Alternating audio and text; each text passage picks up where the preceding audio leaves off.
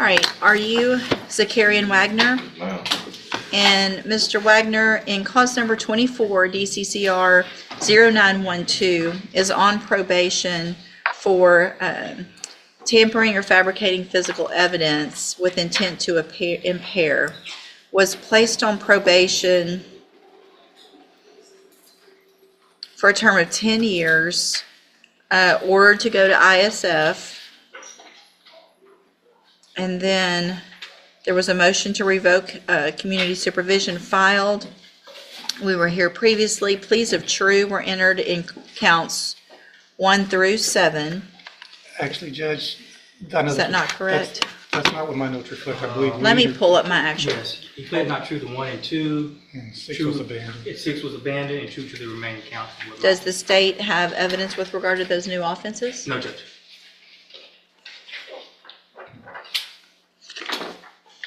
Okay.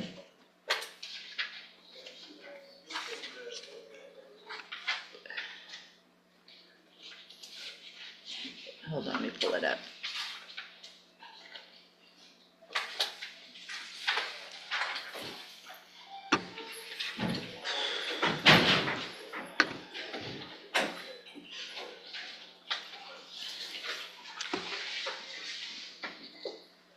Okay, so the pleas of true, the updated report is not correct. The pleas of true were to counts 3, 4, 5, and 7. That's what my notes That's reflect. correct, Your Honor.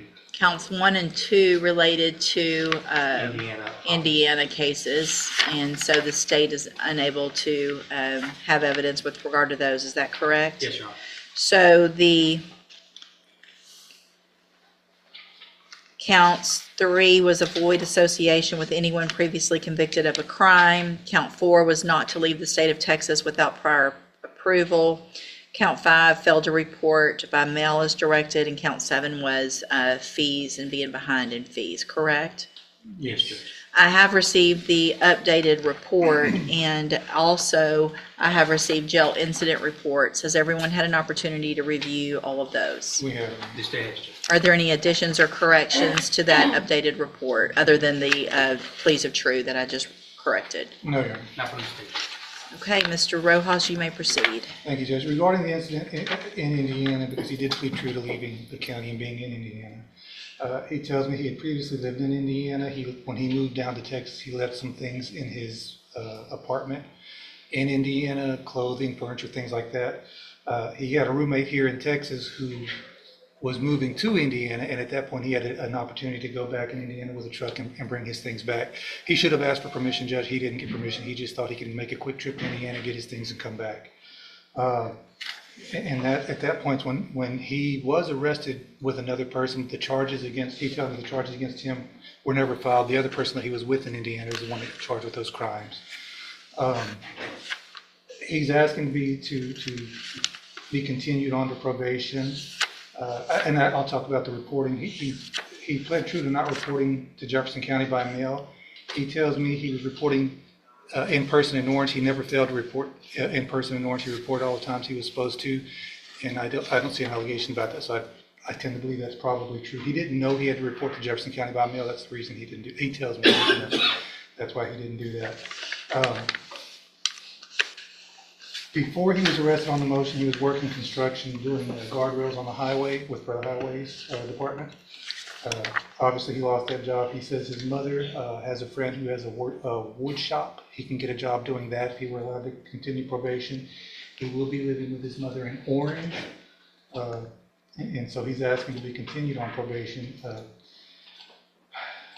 He's still a young man, Judge. He's 20 years old. Obviously, he's certainly old enough to know better than to go out and do these things, especially being on probation. But I think he's still young enough to not really understand fully the consequences of what's going to happen to him if he doesn't. I think this has been a wake-up call. He's been in jail since September, I believe. Again, we're asking you to keep him on probation, let this time in jail serve as sanctions, and I don't know what other classes we can give him. He's already been to ISF. But obviously, whatever conditions the court thinks is appropriate, he would follow. So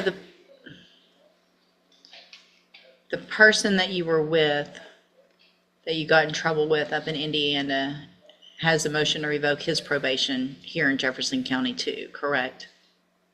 Mr. Dyer, Jacathan Dyer. Do you know about that? I think that's what he went in for. What? I said, I think that's what he went in for as well. Real quick too, so the allegation of failing to report by mail or online was for May, June, and July. But he had been on probation for several months prior to that. So had he reported online or by mail prior to those dates? He had been in custody waiting to go to ISF, but he had a pending charge in Harris County. So he had to be transported to Harris County, take care of that, and wait for ISF, then go to ISF. Okay. And what was that, Harris? I don't remember that. Unlawful carrying of weapons. What was the outcome of that case?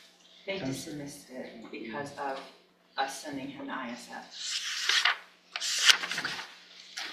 Your Honor, just briefly, Judge, the tampering with evidence offense as that the defendant pled to is a little misleading in that what he tampered with was a firearm, Judge. When law enforcement encountered this defendant, he had one weapon that they initially discovered, if I recall correctly, and then when they put him in the back of a patrol unit, the patrol car video captures him essentially while handcuffed, dumping another weapon. That weapon was outfitted with what was tantamount to a Glock switch. And I say tantamount to a Glock switch because when ATF tested it, it did not meet all of the requirements to be technically a Glock switch. So he dodged a bullet on, well, no pun intended, dodged a bullet on federal charges, Judge, because we were looking at potential federal charges with the Glock switch. So there's two firearms that he was in possession of. Then he's got the unlawful carrying of a weapon in Houston, albeit eventually dismissed. I'd ask the court to take that into consideration. This defendant has an affinity for firearms, and not only firearms, a Glock switch, Judge, you know the damage these Glock switches could do if that was a fully functional Glock switch, Judge. I'd ask that this court revoke this defendant's probation and send him to prison, Judge. And of course, that amount of prison is in the court's discretion.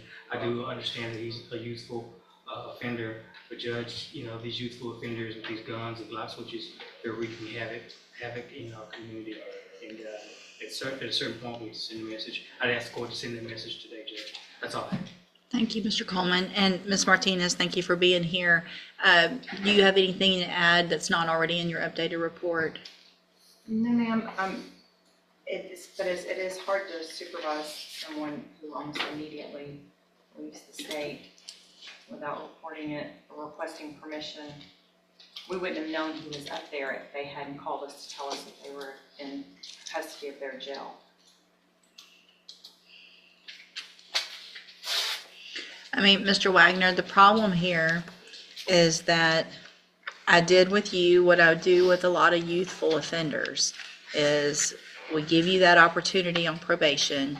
I send you to ISF up front so that you have the tools to make better decisions so you can be successful in your probation.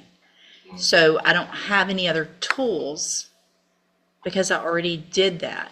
And your history, so it's not like you just started getting in trouble once you turned 18 or 19. You've been to TJJD. So you were a youthful offender, so much so that they didn't just put you on probation as a juvenile, you ended up going to TJJD. And it takes a lot, in my opinion, it seems like sometimes, for these minors to be sent there. So you must have really frustrated and done something to end up in juvenile prison. Then you get out and you're doing the same thing, and I don't.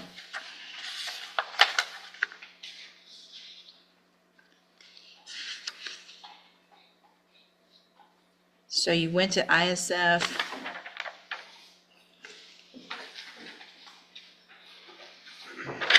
So April 7th, of 25, you get dropped off when you were discharged from the ISF to probation.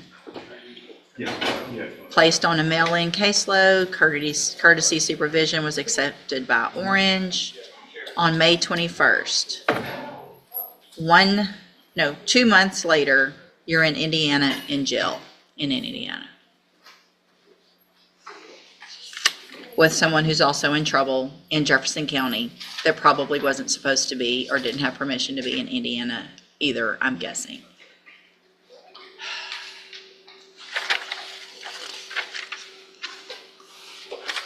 In addition, we have jail incident reports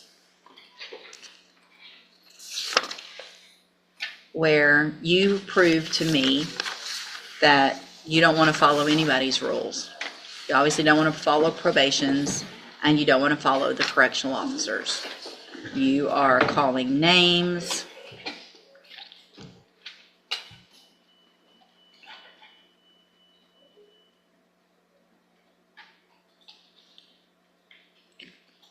I can't even say the words. You're gonna slap the F out of the correctional officer. That's great. You're going to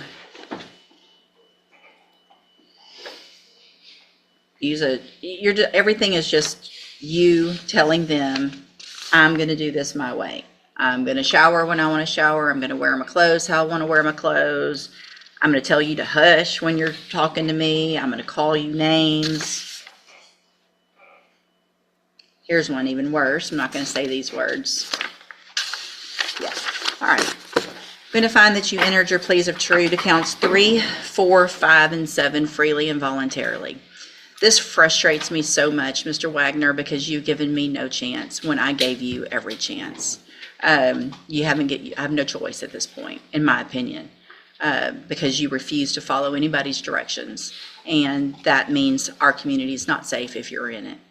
I'm going to find those counts true, find sufficient evidence to find you guilty, and at this time find you guilty of tampering or fabricating physical evidence. Sentence you to a term of 6 years in the institutional division of the Texas Department of Corrections.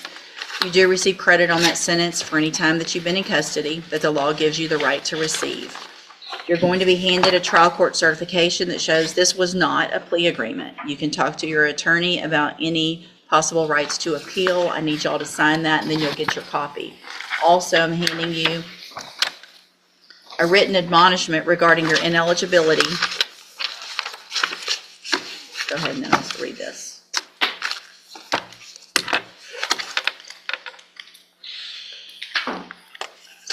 I've also handed you a written admonishment regarding your ineligibility to possess a firearm or ammunition. Because of the judgment entered against you, you're ineligible under Texas law to possess a firearm or ammunition. Possession of a firearm or ammunition could lead to charges against you. Firearm is a legal term, and you should read the written admonishment I provide you to see what devices qualify as a firearm. If you have questions about the laws that make you ineligible to possess a firearm or ammunition, or about how long that lasts, you can talk with Mr. Rojas. You are still young. You can make the best of the time that you've got and get out and do better, or you can get out and do worse and be right back in here. So I hope you take advantage of doing better with your life. Go back with the bailiff. Good morning, sir. Are you Alvin Wade? Yes, ma'am. And Mr. Wade, in cause number 25, DCCR 1648, you're charged with a third-degree felony offense of possession of a prohibited substance in a correctional facility from July 6th of 2024. Your indictment alleges that you were previously convicted of aggravated sexual assault on a child, a first-degree felony, January 22nd of 1998, and after that was final, you were convicted of failure to register as a sex offender, a third-degree felony, November 26th of 2018. What that means is that if you go to trial and you're found guilty in this case, and if those prior convictions are true, the range of punishment would be that of a habitual offender, which is a minimum of 25 years in prison, up to 99 years or life. Do you understand the possible range of punishment if you're found guilty at trial? Yes, ma'am. And I have here on the tablet a plea bargain rejection that has your signature with Mr. Rojas's and shows that the district attorney's office has made an offer, if he would like to enter a plea of guilty, for a 15-year term in prison. So that would be to go on counts 1 and 2 only.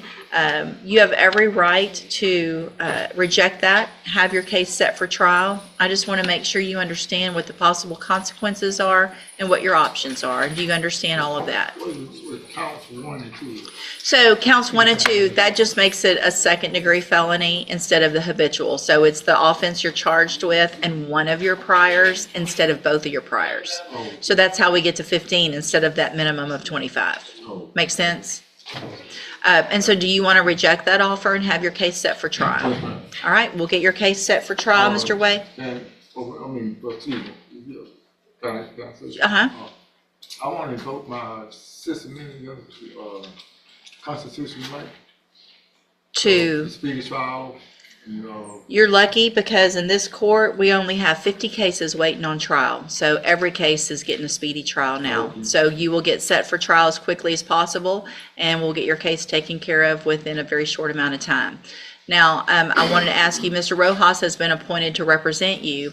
He's one of the attorneys who handles a lot of cases for me as a court-appointed attorney. With your permission, I can release Mr. Rojas. I can appoint another attorney who could begin preparation for trial probably a little quicker. Is that okay with you? will I have the same right to gather the evidence? Yeah, of course. Your attorney will get all of the discovery. They'll go over all of that with you, and then we'll get your case set for trial. And like pictures, I need him to take some pictures. Just listen. Let's start with, do you want a different attorney so they can prepare quicker, or do you want to keep Mr. Rojas? If you're gonna, Any attorney, he told me he was a cop out lawyer. I can't imagine that Mr. Rojas used those words. I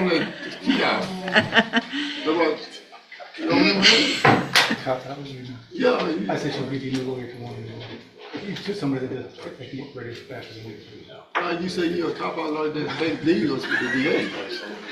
I need a lawyer that's gonna help me. Any of the attorneys who I can appoint in my court are going to represent you to the best of their ability. Your Honor, if I may, Mr. Rojas has negotiated with me back and forth on this case. We've discussed this case at length, both the strengths and the weaknesses in the state's case, just for the record. I have no doubt that Mr. Rojas has done an excellent job already. But Mr. Wade, I just need to know if I have your permission to release Mr. Rojas and appoint someone else, or do you want to keep Mr. Rojas? Is that simple? I'm gonna take your advice. It's not advice. Don't be putting words in all of our mouths. I'm not giving you advice. He was a good lawyer, huh? I'm saying everyone on this list is a good lawyer. So you can keep Mr. Rojas, or you can get someone else off of the rotation who could probably start your preparing for your trial a little quicker. Mr. Rojas just handles a lot of cases for me. Okay. Then I need a lawyer that, when I handle my case is Quicker, because you're asking for a speedy trial and all. Perfect. So I'm going to release Mr. Rojas. I will appoint someone today. They should be out to see you very soon to begin preparation for trial. You can go back with the bailiff. You didn't get your copy? No, Judge. All right, let me hold it. There is a updated revocation, update. Oh, there was an updated one. That's probably why. Okay. Judge, I'm ready to proceed. Okay. Sure. Yeah, I'm ready. This is what, yes, here's the defense copy. There's one that you can have. Thanks. Yeah, if we could do a recall, if we could recall it. maybe Absolutely. couple minutes. I think that's important on this one probably. Just go have a seat, sir. You are Kaisha White. Answer out loud, please. I'm sorry? Yes. This is 24 DCCR 2063. And help me out. What are we?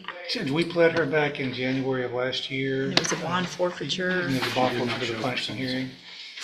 Judge, in speaking with her in the back, she doesn't remember everything that happened last year. I would request a reset to get her evaluated. Okay. I don't know, I don't think she agrees with that, but I think that may be the best way to go before we. Well, I'll obviously you're the one that's speaking with her, and if there's any issue, then we want to make sure that there is everything taken care of before we go forward with any sentencing or withdrawal of plea or anything like that. And so we'll do the order today. Ms. White, there'll be someone to visit with you very shortly, a doctor, to make sure that everything is okay with your understanding of the proceedings that are going on, and then we'll move forward with your case after that. So you can go back with the bailiff. Just go back with the bailiff. Do I need to file a motion on that, Judge? Or what? Good morning, are you Carlos? Right here. It's Spanish, Your Honor. Would you like me to interpret? Can you? In cause numbers 24, DCCR 1584 and 1585. And Mr. Salinas, what is your announcement at this time? Not guilty, Your Honor. The motion that I filed, I've had a chance to review the evidence that the state has, including the Garth interviews. Having reviewed that, I have reason to believe that there is potentially exculpatory evidence located at that residence. That residence is for Mr. Laureano. He is the biological father of the complaining witnesses. The relation to my client is that they were his girlfriend's children, not his biological children. He was boyfriend. Mr. Laureano is the biological father. He is the reportee of these of the allegations in general. Having used my investigator already and reviewed the interviews of both complaining witnesses, I reasonably believe there might be some evidence in his house and Laureano's house that might be exculpatory to my client. So I'm asking, Your Honor, if you would allow for an order for my investigator to enter the house, not to take anything, really to take photos and videos at a reasonable hour with that gentleman. I think what I'll do on this is I will hold making any ruling on this until Mr. Hoffpower is available to take a look at this, take a look at the evidence that you're talking about, and be here to respond. He did apprise me of what his motion involved and everything. I just don't know any of the facts on the case enough to really articulate a response. Judge. I can tell you this is definitely out of the ordinary. I understand, Your Honor. Is the allegation, are the allegations in either of the cases that anything, I don't know how. As the courtroom moved from one case to another, Judge Raquel West faced a series of defendants standing at very different crossroads. One young offender lost his probation after repeated violations, gun-related behavior, and jail incidents convinced the judge that every second chance had already been exhausted. Another defendant rejected a plea deal and demanded a speedy trial, leading to tense exchanges about lawyers, evidence, and the risks of facing decades behind bars. Others were given more time, mental evaluations, or another opportunity to fight their cases before sentencing. Throughout the hearing, the judge repeatedly returned to the same message: probation is an opportunity, not a guarantee, and every decision carries consequences. By the end of the session, the courtroom had become a powerful reminder that one mistake, one bad choice, or one refusal to change can completely alter the course of a person's future forever.